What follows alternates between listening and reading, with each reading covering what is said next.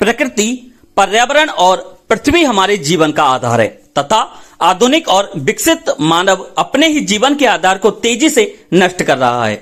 यह ठीक उसी प्रकार से है कि आप पेड़ की जिस डाल पर बैठे हैं उसी डाल को काटना है।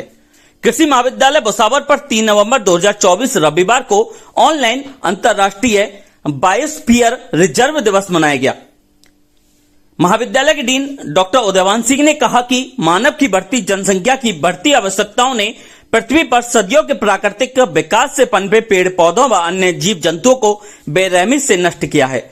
आधुनिक तकनीक का उपयोग करके मानव ने प्रकृति को नियंत्रित किया है, लेकिन मानव और प्रकृति की लड़ाई में जीत प्रकृति की होगी। प्रकृति सर्वोपरि है, अतः हमें अपने आवास के लिए अन्य जीव जंतुओं के आवास को नहीं उजाड़ना चाहिए। सभी वनस्पति एवं जंतु मिलकर हमारे पारिस्थितिकी तंत्र का निर्माण करते हैं। सभी कड़ी के रूप में जुड़े हुए हैं, सभी एक दूसरे के लिए जरूरी है। अतः हमें अपने पहाड़, नदी, झील, वन, वनस्पति, वन्य जीव आदि की रक्षा करनी चाहिए। हमें प्रकृति पर विजय पाने की परिकल्पना छोड़ देनी चाहिए, बल्कि सभी के साथ साहचर्य का सिद्धांत अपनाना चाहिए। इस ऑनलाइन कार्यक्रम में कॉलेज के विद्यार्थी व स्टाफ मौजूद रहे। आज कृषि महाविद्यालय भुसावर पर अंतर्राष्ट्रीय जैव स्फीयर रिजर्व दिवस मनाया गया।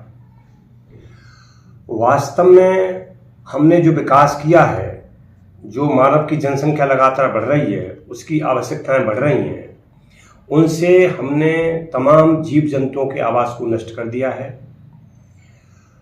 तमाम पेड़ पौधों की प्रजातियां विलुप्त हो रही हैं। इससे हमारा पारिस्थितिकी तंत्र नष्ट भ्रष्ट हो गया है। ये सभी जीव जंतु मानव के साथ एक कड़ी के रूप में काम करते हैं। इनका जीवन अस्तित्व हमारे जीवन अस्तित्व के लिए जरूरी है। यदि ये पेड़ पौधे और जीव जंतु नष्ट हो गए, इनकी विविधता नष्ट हो गई, तो निश्चित रूप से हमारा जीवन अस्तित्व भी खत्म हो जाएगा। अतः हमें इनकी रक्षा करनी चाहिए। हमें जीव जंतुओं को नहीं मारना चाहिए और अधिकाधिक पेड़ पौधे लगाने चाहिए। अन्यथा जो जलवायु परिवर्तन हो रहा है और तमाम तरह की विसंगतियां, विकृतियां प्रकृति में पैदा हो रही हैं, वो बढ़ती जाएंगी और हो सकता है कि एक दिन संपूर्ण जीवन पृथ्वी का जो है वो खत्म हो जाए। इसलिए हमें जैव विविधता का सम्मान करना चाहिए और निश्चित रूप से अपने अस्तित्व के साथ प्रकृति के सभी पेड़ पौधे और जीव जंतुओं के अस्तित्व की चिंता करनी चाहिए। धन्यवाद।